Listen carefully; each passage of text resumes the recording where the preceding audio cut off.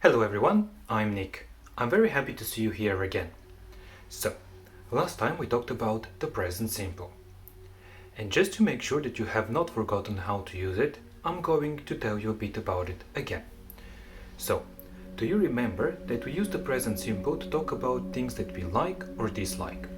We also use the present simple to talk about ourselves, to introduce who we are. We can also use the present simple to talk about things that happen most of the time, often or usually, things like habits and things that are always true. Today, we're going to expand a bit more and move to the present continuous. The present continuous is another very important tense in the English language that a lot of people sometimes struggle with. So, I hope that today's explanation will give you a bit more information and it will show you how you can use the present continuous correctly. So, what is the present continuous all about? Well, if the present simple is about things that happen generally, things that we like or dislike, then the present continuous is about things that are happening right now. So, whenever you would like to talk about the present moment, whenever you would like to express things that are happening at this very moment, you need to use the present continuous. Now let me give you an example. For example, I am talking to you. You are listening to me. I am teaching English to you. You are studying English with me. So, can you think of how we can form the present continuous?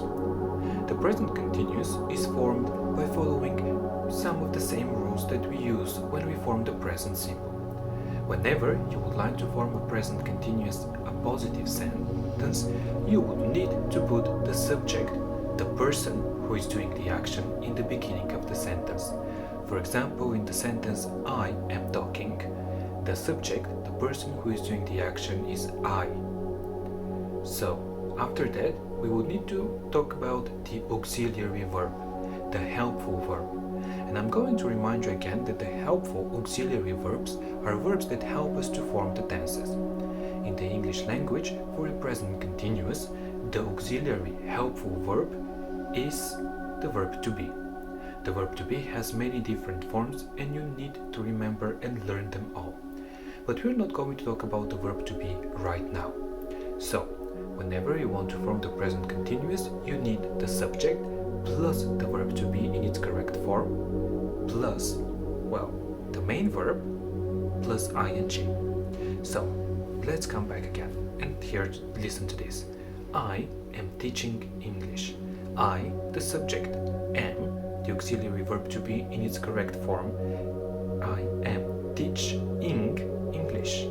Teach is the verb to teach, and teaching is the verb to teach, plus ing at the end. So this is how I can express that I am teaching English at this very moment. And how about whenever I want to say something in a negative way using the present continuous? Well, do you remember how we form the present simple negative? It pretty much follows the same structure. Whenever you would like to form the negative of the present continuous, you would need to put the subject in the beginning of the sentence. So I, followed by the auxiliary verb to be in its correct form, am, followed by not, I am not teaching German. Yes, I am not teaching German, I am teaching English. And how about if you would like to ask a question? Well, questions can be asked by putting the auxiliary verb in the beginning. So, if, for example, I do not know what language I am teaching, I can ask myself, am I teaching French? No, I am not teaching French. I am teaching English. So, whenever you would like to ask a question in the present continuous, you need to put the auxiliary, the helpful verb to be, in its correct form in the beginning of the sentence. After that, it is the person who is doing the action. For example, I am teaching. Am I teaching? Am is the auxiliary, I is the person who is doing the action, teaching is the main verb in the correct ing form. So let me summarize. The present continuous is a tense that we use in order to talk about things that happened right now. Whenever you would like to talk about the in present continuous, you need to use the verb to be as auxiliary. So the verb to be has different forms, and I'm going to tell you a bit about it so you're not confused. The verb to be sounds like this: I am, you are, he is, she is, it is, we are, you are, they are. So remember the form of the verb to be. It is very important. Whenever you would like to talk about something that is happening right now, again, remember, you need to use the present continuous with the verb to be in its correct form. But of course, some of you are going to ask, isn't there another usage of the present continuous? Yes, you're absolutely right, and I'm going to briefly tell you a bit about it too. The present continuous is not only used to describe things that are happening right now. It is also used to describe things that are going to happen in the near future as certain plans. So for example, let's say that you are planning to go out tonight. You are planning is present continuous. But it is not talking about the present, it is not talking about the now, it is talking about a future plan. This future plan is very close to the present. This is why we are using the present continuous.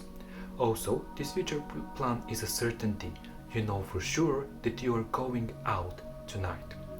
You do not need to change the structure. The present continuous works the same way whenever you're talking about things that are happening right now and whenever you're talking about things that are going to happen in the near future. So, I hope that this was informative and useful. And I also hope that you enjoyed our time today. And in the third place, I also hope to see you again next time. Thank you and bye.